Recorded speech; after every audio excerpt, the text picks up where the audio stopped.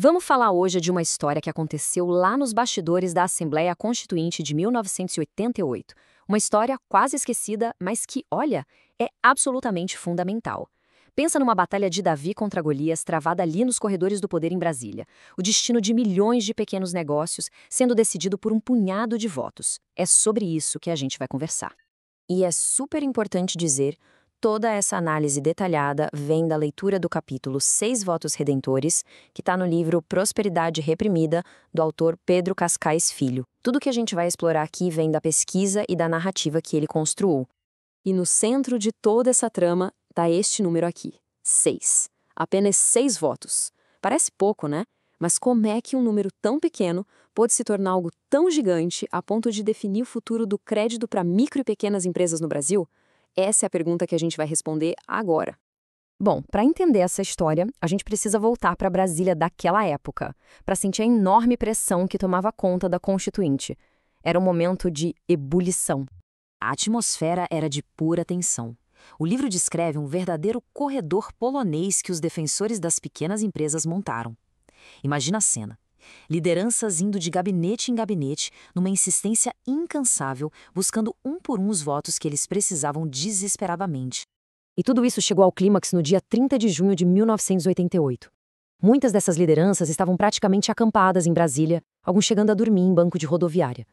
O dia foi de pressão máxima e às 7h30 da noite, a emenda que ficou conhecida como a Emenda da Anistia finalmente foi para votação.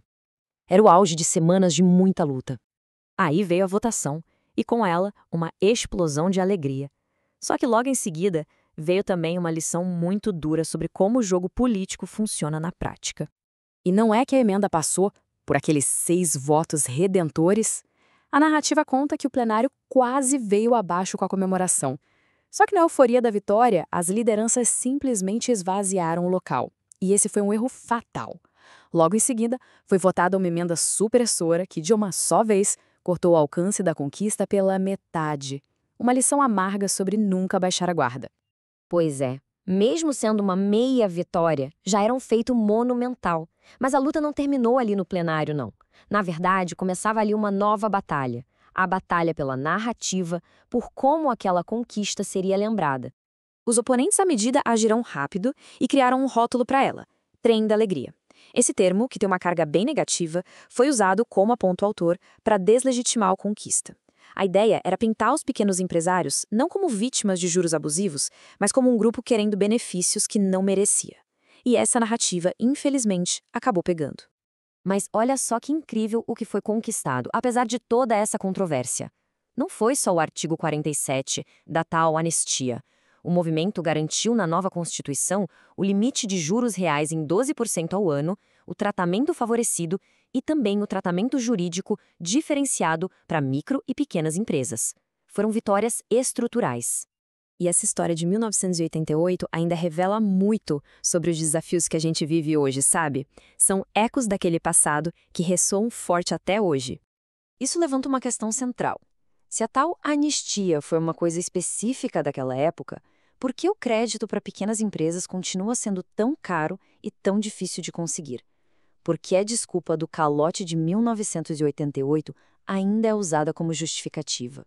E é aqui que está o grande paradoxo. O livro aponta que, ano após ano, os dados mostram que a inadimplência das pequenas empresas é proporcionalmente menor que a das grandes empresas. Ou seja, aquele argumento do risco maior, usado para justificar juros altíssimos, simplesmente não se sustenta quando a gente olha para os fatos.